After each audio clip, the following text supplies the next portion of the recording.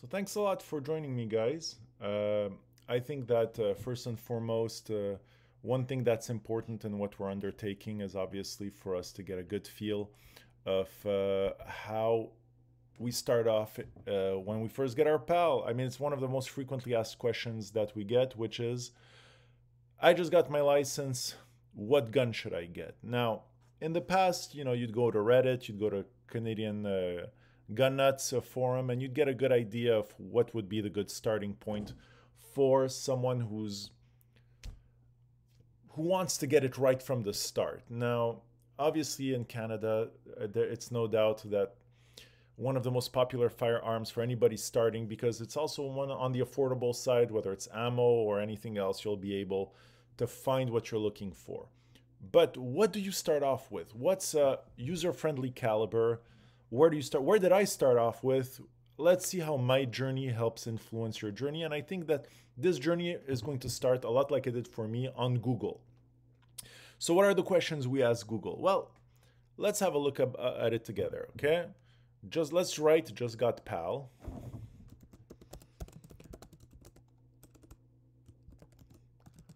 What firearm should I get? And obviously the first answer that's going to come up is from Reddit. Lots of people ask, I just got my PAL, what should I buy? And you're going to see something that's sort of common here. There's a nice little graphic, which I like. The person who did this is a genius of where you start off with and where you go with it. I think it's really well done. It sort of tells you a little bit about the different types of rifle, whether it's bolt action, whether it's smaller calibers, more user-friendly stuff to plink and everything. But I think that if you're starting off, a good place to start is an easy caliber, especially if you're not used to recoil, if you're not used to all of these things, because it's going to be a rifle that you'll keep around anyway, and a caliber that inevitably you'll keep around if you want to have fun. And the one I would choose undoubtedly on my side would be something in 22 LR, like the GSG 16. Something in the aspect of what those calibers offers are a great place to start. Now, is it the only place where you can start? I think that no, there's a bunch of stuff you can do that can take you different places. And for me, undoubtedly, one of the great parts of this adventure is going to be your ability to discover what firearm best suits you.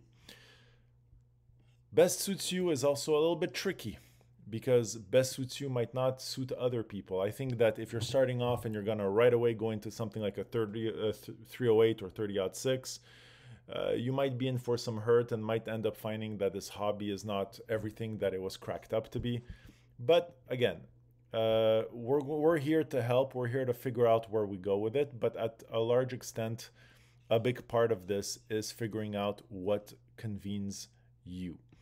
And I want you to know that in what convenes you, there's several different answers, but a lot of these answers might not be either what you expect. So I'm going to go and say right away that if you're in Canada and you're starting off, a great place to start will be with an SKS. SKS is a great rifle. An SKS has a very manageable caliber. And let's discover what the SKS is and what it's all about and how it can start us off in the right direction. So obviously the good thing you can do is just write here on Reddit, should I get an SKS? This is a pretty good place to start. Are SKS worth their current price? That's another thing you're going to see on this journey, is that the SKS used to be a very affordable rifle, and now they're going for $600 and $750. There's some notes here about Cabela often getting shipments that are around $550, but most of the time you'll be able to easily, whether through Gun Post or another source, find a decent rifle at a decent price in that $500 for the SKS, which is a rifle I encourage you to try if you see someone at the range who has one, or to jump on board if you've never experienced it. It's a pretty unique way to start things off. It's a cheap rifle to own, very low maintenance, and any maintenance that you would have to do is pretty linear. Now, if you're in Quebec like me, one of the places I know often stocks SKSs is Dante. By the way, they're not sponsoring this video. Dante is a shop is a shop in the Saint Leonard area. That's pretty interesting, aside from all the kitchenware they have. So it's a great place where you could go with friends or with a spouse if you guys want to see the latest, whether it's amazing knives for your kitchen or a brand new coffee machine. There's a little bit of stuff for everyone. It's a little bit. Back on St. Catherine, when I was a kid, whenever you'd walk outside and pass a strip yard, the guys would say, Disneyland for the hands, just come in, it's Disneyland for the hands. Well, Dante is a little bit that. It's a little bit Disneyland for the hands. If you've got your pal, great place to start. The people there are really helpful and will guide you through this. They have gunsmiths, they have everything you need for maintenance if you start off by buying something used. I strongly encourage you to go check it out over there and see what they have. They always have interesting stuff. But SKS, the reason why I'm staying on Reddit is to show you a little bit within a year what people are discussing when it is regards to this rifle. And one thing you notice here is that they discuss the price a lot. The prices on SKS rifles are pretty high, and I think that especially if you want a Russian one, you're going to be spending money on those rifles, that's for sure. Another pretty cool rifle you can find right now, which is one that I've mentioned in a 22LR, is the GSG-16. So the GSG-16 in 22LR, a very, very cool little machine. And again, let's look at what people's opinions are, and the sample size are saying people have had experience with failures. I've gotten through 500 rounds through mine.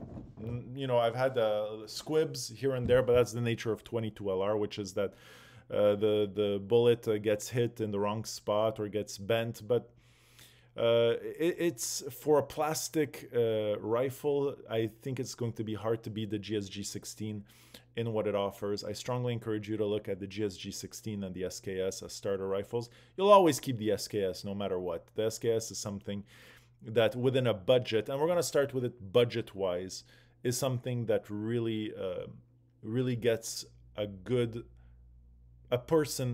start. Not too much recoil, affordable ammunition. Well, affordable, it's relative. I mean, ammo, and you can. That's the thing with those guns. You can also often find ammo that's of lesser quality. We call, or some people won't say lesser quality. We just call the term is corrosive.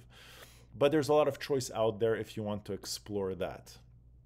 Now, if you're looking to move up budget, where do you go from there? Up budget means, look, I don't want to spend $500, $600. I want to spoil myself.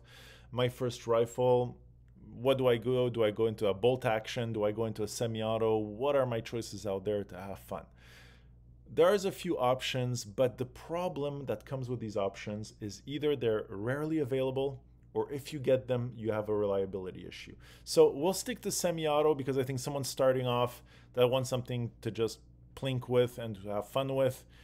There's manufacturers here in Canada who, like Kodiak, who will give you some options in the $1,200 to $1,500 range. But we're going to see something that's sort of a common here. Look at that first major Kodiak fail.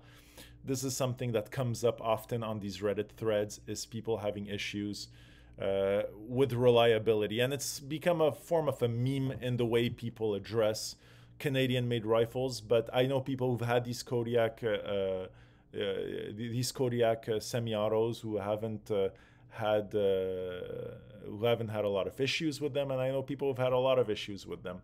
You have the WK-180, the WK-181C, which are different types of firearms.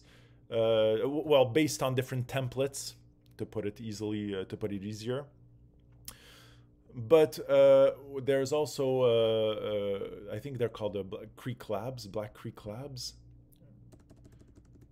I'm just going to write Creek Labs so we can have a look at that. I'm sure it's going to come up right away. Black Creek Labs, there you go. Black Creek Labs does an interesting rifle. But again, look sort of what you're seeing here on Reddit. And I want to just make sure this is not my opinion. This is just, we're browsing and finding out a little bit of what's out there. So the Bison and 5.56. 5.56 is another intermediary cartridge that you're going to see comes up often, something in 5.56. But in Canada, look, there's some stories out there about what you can get, what you can do with it, and most importantly, the reliability of it. it seems that that there is a consensus that in that $1,500 range of what you can get, Canadian companies offer some options, but there's been a few complaints in the past about them. Now, of course, a Canadian favorite. I've made a video about them recently. Type 81 in semi-auto. You'll find them often, and you'll find them often in at Tactical Imports and other places like Gunpost. You can find them in that 12 to 1500. You can even look at the $2,000 range on these.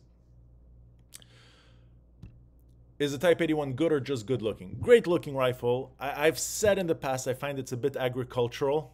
I won't change my opinion on the fact that it's a bit of a, it's not the most easiest. It's heavy. For me, it's heavy. Something around 9 pounds that you have to hold in your hands and shoot with. Even the underfolder that I have a Type 81, 7.62 by 39 caliber. Great caliber. Fun, easy to live with. Again, a bit agricultural, but mine's been flawless so far. I've only put around, I want to disclose that I've only put about 50 rounds through mine. So is it the best option in that range? I think that if you are lucky enough to find one right now in that $1,200 to $1,500 range, you gotta jump. You gotta jump on these over anything you can get out there. They're reliable, easy to maintain. And sure, Chinese made. You can't get these in the States, by the way. They're pretty unique here, so there's a cool factor to it. I strongly encourage you to look at these for what they bring to the table. I think that in that price range, when you leave the $500, $600, $700 marks, and you're looking at $1,000 to $1,500 intermediate rifle in semi-automatic, I don't think you can go wrong with these. Now, obviously, you could look at a Tikka in bolt action at that price. There's a lot of stuff you could look at that price, but I don't think it's easy to beat what this thing offers. It's pretty good. Now, I haven't addressed this, but another thing we could address is, should you get a shotgun, right? Shotguns. Let's just add shotguns. So, who else loves shotguns? Brokeman's shotguns. You're going to see that it's probable that to a large extent you will at some point purchase a shotgun, and they're available at Pump Pump Action. Yeah, this is a meme in the Canadian gun forums. There's often a feet pic. A good sense of humor on that place. But shotguns are something I strongly encourage you to look at, but it will not give you the same level of comfort or convenience. Even though a lot of them are easy to maintain, they won't give you the same level of comfort that you get from a semi-automatic rifle. But they are cheap. I mean, the ammo is cheap. Everything is cheap with a shotgun, but it's not a sophisticated thing. A shotgun is often basically... I got a vintage Winchester Defender from the 1980s, wood stocks and everything. Really nice shotgun. But I started off. I got a Mossberg, a really long Mossberg. I think with a 28-inch barrel, and I regretted the purchase after a few weeks, and I sold it almost immediately. It was they're easy to flip, but I regretted it because I realized, my God, the amount of recoil coming out of those things was pretty intense. But as a fun, as something fun to have, I think a shotgun, anybody will get a shotgun. If you're starting off in this hobby, you'll probably get a shotgun at some point, if it's not at the beginning. But don't expect it to be, at the range. I mean, what can you do with a shotgun at the range unless you're shooting at I don't think it's the type of thing where if you're looking to have fun on a sort of an extended basis. I mean, it's fun to have, but me, myself, personally, and I only talk for myself, I wouldn't start off with a shotgun. In that range, you're going to have semi-automatic shotguns, and shotguns can span all sorts of different price ranges, and that's the thing. You have shotguns at $300 that come from Turkey, and you have shotguns at $3,000 that pretty much do the same thing. High end. You're a starter, you just got your PAL, and you want to spend $2,000-$3,000. You really want to put in your money, and you're in Canada, so there's going to be a few limited options here for you.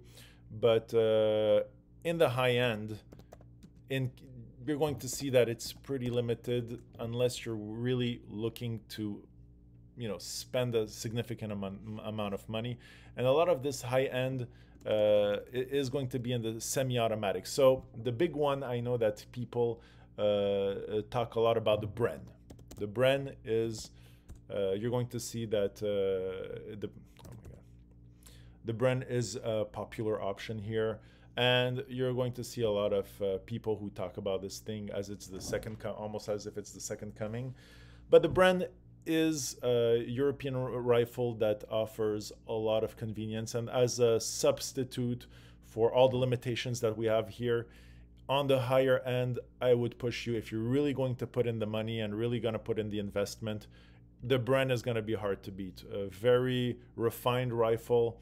You're going to see that a lot of people talk about the reliability of them and how they work. But again, you know, at the end of the day, you remember you're limited to 5-round magazines. So this sort of thing does everything of side folding stock. This is really on the higher end of what we can get here. And I think it's undeniable that a Bren is an interesting rifle. It offers a lot for the money. Is it, my God, does it offer that much more than that you'd get from a Type 81 or one of the smaller alternatives that are built here in Canada? Well, there's an argument to be made there. Some people will live and die by the Bren and think that it's probably right now the best rifle we can get here. Look, I've never shot one. I've seen a few. I think that they're pretty. It is some pretty stuff. But would I go for a Bren if I had the money when I started off? Yeah, sure I would. I think that the Bren offers you more. I mean, it's more. It's, you know, for right now, it stands for me as the sort of summum. In French we say summum, which means the sort of the culmination of what we can get that's decent right now. So that's my opinion on where you start off and where you can go. I hope this video was helpful, and please don't forget, if you have time, to like and subscribe. It would be appreciated, and hopefully the videos, as I figure out the streaming software, get a little bit better. But thanks for watching, and have a wonderful day. And most importantly, keep your firearms safe. Keep everything that you have in you know, properly stored, because at the end of the day, we are responsible people, and we do everything to not just keep ourselves safe, but to keep our community safe, because that's part of the game.